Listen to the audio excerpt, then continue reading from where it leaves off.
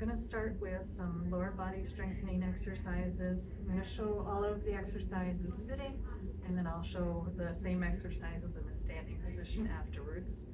So we're going to be doing hip flexion, marching, hip abduction, which would be bringing that leg out to the side, hip extension, long arc quads, plantar flexion, dorsiflexion, and then heel slides for our hamstrings. So just a note, you can do all of these exercises, most of them anyway, with an ankle weight. You can just attach at the ankle. They come in different sizes, different weights. Right now we have a somewhat limited supply of them, but they do come in. We have, I think, about half a pound up to about 5 pounds, depending on how much resistance you need. The other way that we can do them is we can use TheraBand. So depending on the exercises, how we can kind of adjust the band to give a little bit of resistance. Yellow will be your easiest band, and then it goes to red, green, blue, and black. I don't think we have that here. So just to be aware, and I will show how to do these without the weight, but I'll also show with the resistance band, just because the ankle weight itself is fairly self-explanatory. So the first one that we're going to be doing today is going to be marching. So we have 2 ways of doing this. Depending on if you have any back problems, you're really going to want to make sure you're sitting all the way back. Sometimes if we're sitting to the edge of our chair, we have to use our core muscles, and if we don't have a lot of core musculature, it can get very uncomfortable for our back. So sitting back against the chair makes it a little bit easier because we don't have to engage those core muscles. So if your back is an issue, you want to do that. If you want to get a little bit more of a back exercise with it, then you're going to want to sit to the edge of your chair, making sure your feet are flat on the floor.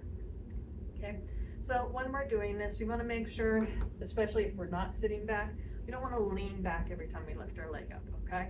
So if I'm sitting kind of at the edge of my chair, I'm only going to have so far I can go without having to lean back to get my leg up higher.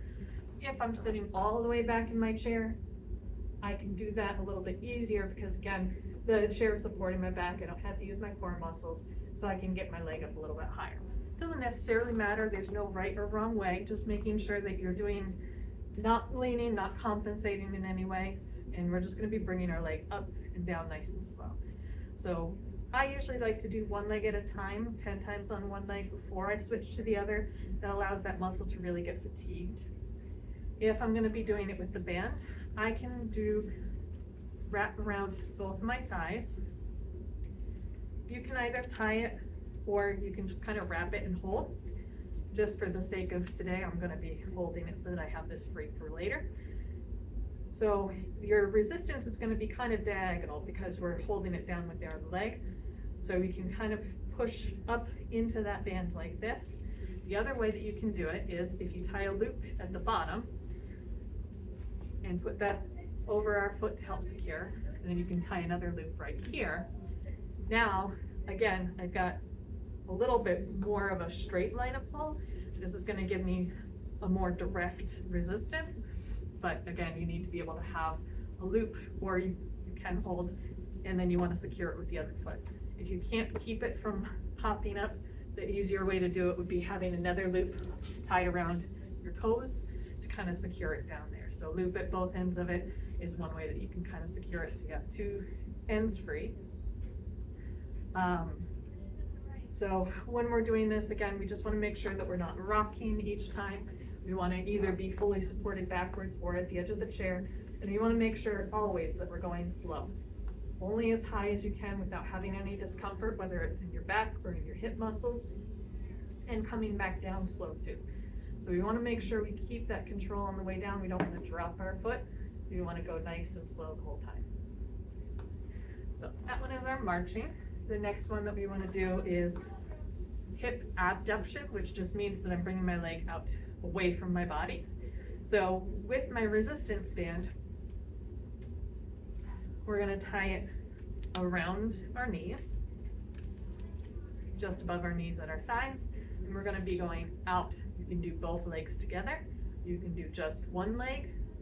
If you're weaker on one side than the other, I would recommend doing one leg at a time, because otherwise, if I'm trying to do both at once, if this leg is a little bit weaker, I'm going to get more movement on that side. This one isn't going to get as much isolated strengthening, as if I do just that one leg by itself, holding my other leg still. Same with this side, okay? If I'm about the same amount of strength, I can go together. Either way is fine, just making sure that you're aware if you're compensating, if one leg's going a little bit further out, then you might want to just do them one at a time. So that's the easiest way to do our resistance for this one. Again, either tie it or wrap and hold, and having it just above our knees for the resistance. The other way that we can do it if we have an ankle weight is having our knee straight and our leg kind of in front of us, and we want to do more of a full leg movement, kind of like we're doing a split and bringing that out to the side. For that movement there, especially if I'm doing that with my back supported against the chair, I'm going to run into the armrest depending on how wide my chair is before I necessarily have my hip running out of range of motion. So for this one, I usually do like to kind of perch towards the edge of my chair so that I'm just barely sitting on the very edge and I've got my leg going out. Keeping my foot off the floor to make it easier. When I'm coming back into the center, I can put my foot down on the floor, but out and in makes that muscle have to work a little bit hard.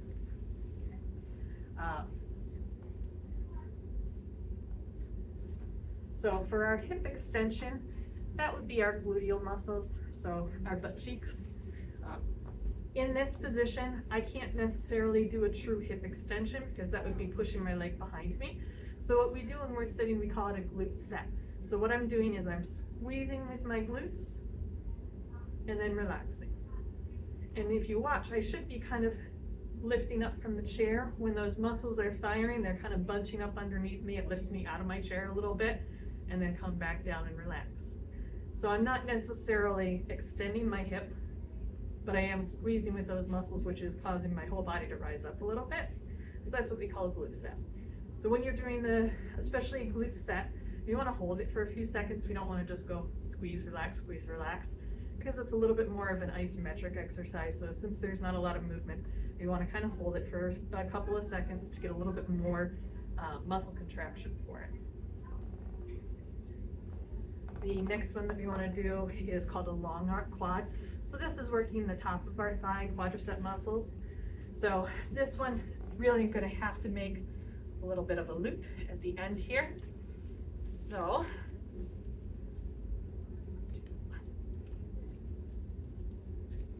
actually, good.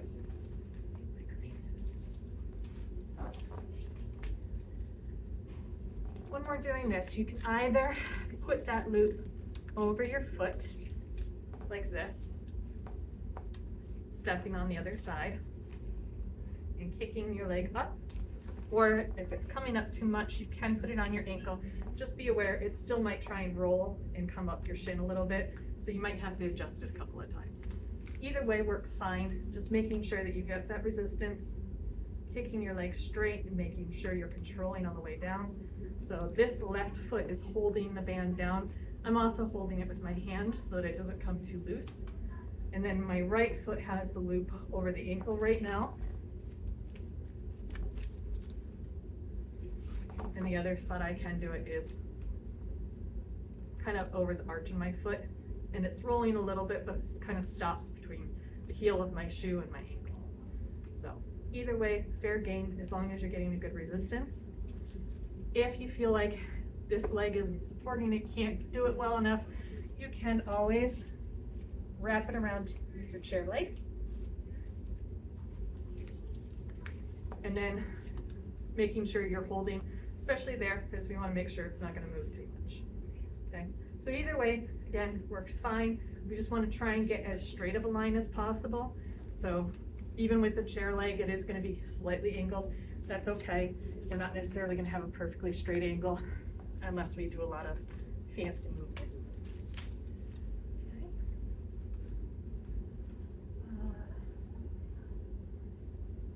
So next one we're going to do is our heel raise. So this one, the resistance band doesn't necessarily do a whole lot for us just because of the way that our ankle is. It's hard to really get resistance for this. So we're just lifting our heels up and down nice and slow, making sure our toes stay on the floor the whole time. I can lean forward. This is going to give me a little bit more of my body weight, the weight of my torso, leaning on my forearms, which is now going through my feet. So if you wanted to make it a little bit harder, make those muscles work a little bit more, you're welcome to try this way. Not necessarily going to be a whole lot more resistance than here, but just that general idea. Then the opposite one will be dorsiflexion, so toe raises. We're lifting our toes up and down. This is a really important muscle in the front of our shin. This muscle is what helps us when we're walking to keep our feet from scuffing on the floor. So if you find that your feet are kind of dragging and you're shuffling along, you might want to try and lift your toes up a little bit more in this manner. So you just lift your toes, heel stays on the floor. When we're walking, same kind of idea. We lift that toe up as we go. So again, if I wanted to do it with a resistance band, we'll need a loop on one end, which will go over my foot. This one, you do need to have your other foot securing it because it's going to be holding that resistance down. Giving yourself that other foot as close as possible for the securement, and then you're just going to be lifting up and down. You want to try and keep that band kind of over the ball of my foot as much as I'm able. It is going to roll a little bit, so that's okay. You might have to adjust it a couple of times, but generally that's what you want to do. So again, I don't necessarily have a straight line of pull for this because of the way that we're anchoring it, but it's a good way to do, okay? You can also do your plantar flexion like this. I find I get as much, if not even a little bit more resistance in this position, just because of the way that my body weight versus the resistance of the band. And then the last one that we're going to do sitting is going to be our heel slides or hamstring curls. So this one, you can bring your leg back underneath your chair, so bending my knee as far as I'm able, and then back forward. I like to start with my feet kind of forward, so I'm not necessarily at that, feet flat 90 degrees. My feet are a little bit in front of me more. It gives me more room to be able to pull that leg back and get a little bit more movement through my hamstring, and then back forward. So I like to try and keep my foot off the floor the whole time. If you're a little bit too weak to be able to do that, you can slide your leg against the floor. You're going to get less resistance that way. So the other thing for the resistance on this one, because the line is going to be pulling backwards, it really is a lot more difficult to do without having your anchor kind of more in front of you. So ideally, if I had somebody able to hold that directly in front of me, I can also do my best to kind of secure it with my toes. I'm not going to get as much resistance on this because I can't quite keep it as tight, as long going under the chair. But that's the idea, is I want that rubber band to be kind of in front of me as my leg is coming back under.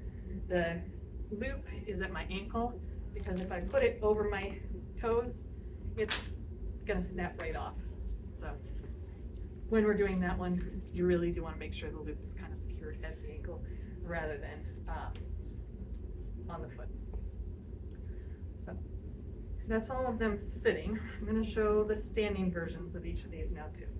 So when we're doing these standing exercises, I generally like to have something to hold on to. So even if I'm not necessarily needing to use a walker or a cane when I'm standing or walking, I do want to make sure that I still have something to hold when I do these exercises. So I'm going to be using the bar here. You can also always do it holding onto your chair. So we can do either way. Flexion, marching, we're just bringing our leg up in front of us. We're aiming to be about 90 degrees. So if we have a walker that we're holding on to, I usually tell people to kind of aim for that front bar of your walker. That'll give you enough height. So similar for the resistance band on this one that we did with our sitting version, we want to try and secure this down. I personally would like to have it kind of secured by my other foot. I can wrap it around and tie, or I could have used the loop, but I don't really feel like fighting with it right now. So you want the band to be kind of pulled over your thigh to be able to get that resistance. So whether you tie a knot in it or use one of the loops, bringing it all the way up just above your knee, that's going to give you your best line of pull and kind of anchoring it down with your other foot, okay? So again, I like to hold on to something with at least one hand, whether I'm facing sideways, if I'm worried about running into like my chair, I can do it with just one hand. Generally, I'm going to be more stable with my inside leg and moving my outside leg and inside hand securing me. So this is a little bit more, because all of my balance is here, I'm going to be less secure necessarily than this, because now I've got this side supported with my right leg, this side supported with my left hand.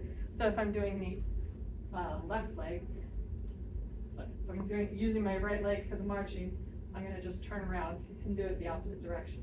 So same idea, having my inside leg moving generally gives me more security and more support than doing my outside leg. So next is our hip abduction. So for this one, I can't really go side to side because I run into the chair. Same with if I'm using a walker, it does make it a little bit more difficult. So you can, when you're using a walker, go to the side and kind of are limited by the bars. Or if your balance is secure and you feel comfortable, you can take a little bit of a step back and give yourself more room to kind of kick behind the bars. Or again, you can hold on to a chair. So if I'm holding on to something that doesn't have any restrictions on the side, I like to go both hands facing it. When I'm doing this exercise, I want to make sure that my toes are pointed forward. So they do have a tendency to roll out to the side. That's because this muscle in the front of our hip is a lot stronger than the muscle on the side of our hip. So we all tend to do it without thinking about it. We tend to roll our foot out. We'll even start straight and then we kind of roll out as we go. And it's also, we can bring that leg up higher when our leg is out to the side or rolled out versus forward. So you just want to make sure that you're only going as far as you can without feeling like you're doing the splits or throwing yourself off balance too much. And then we also want to make sure that those toes stay pointed forward. And again, slow, easy movement. When I use the resistance band, I'm going to secure it down at my ankles. Ideally, I want one loop on each ankle to be able to keep it from pulling too far apart.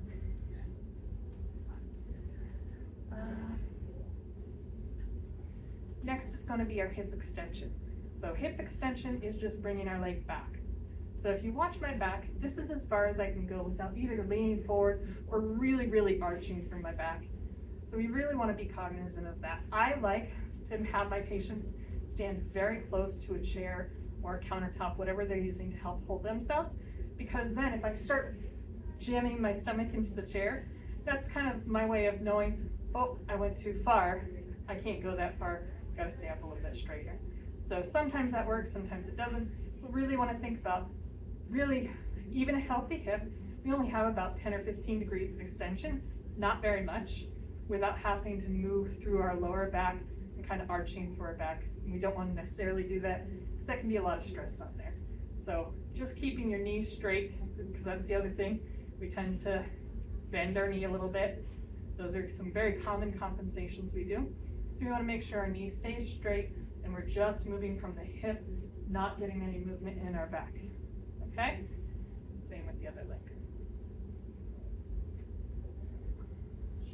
Fine. Bringing that leg straight behind. Okay? If you're having trouble with this, you can take a step back. Again, it's not going to be as much resistance as if we keep that foot up. I also like to keep my toes kind of in the air as I'm going back so that I don't scrape my foot as we're going. Just because I'm in this position already, we're going to go ahead and do our hamstring curls in this position. So I usually like to stay, again, facing my chair, walker, whatever I'm doing, keeping it somewhat close for the same reason. I don't want to end up compensating and leaning forward. So if I'm bringing my leg up and I'm leaning into my chair, then I'm doing a little bit too much. So really, I want to just keep my knee facing straight down and having my heel move. So I don't want to come like that. I also don't want to do this because that's a little bit more hip flexion marching. I want to really make sure just my hamstrings are firing. So kind of isolating that through there. And again, resistance band will be at the ankle and then secured on my other foot.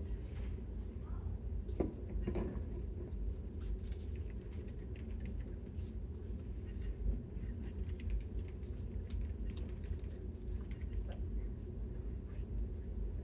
this,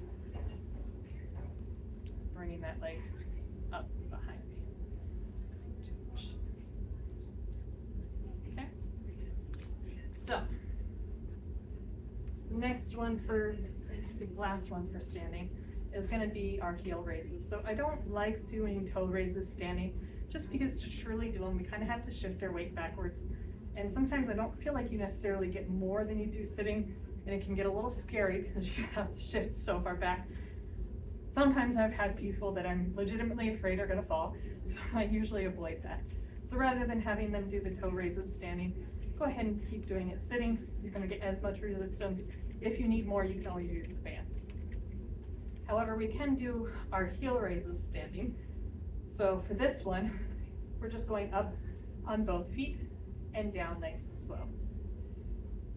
If this is too easy and I really, really want to make myself have a challenge, again, I'm holding on to a chair for my balance, I can bring one leg up so that I'm just doing the heel raises on one leg. That means the majority of my body weight is through my foot. I'm not leaning on the chair, I'm just keeping it from a balance. But most people are going to be using both feet at the same time, up slow, down slow. And think of really having that movement taking you up. I'm going to shift a little bit forward just because, but we're not necessarily like this. So we're kind of penduluming, and my heels are barely coming up. We're not quite getting the same as if I come straight up onto my toes. So that is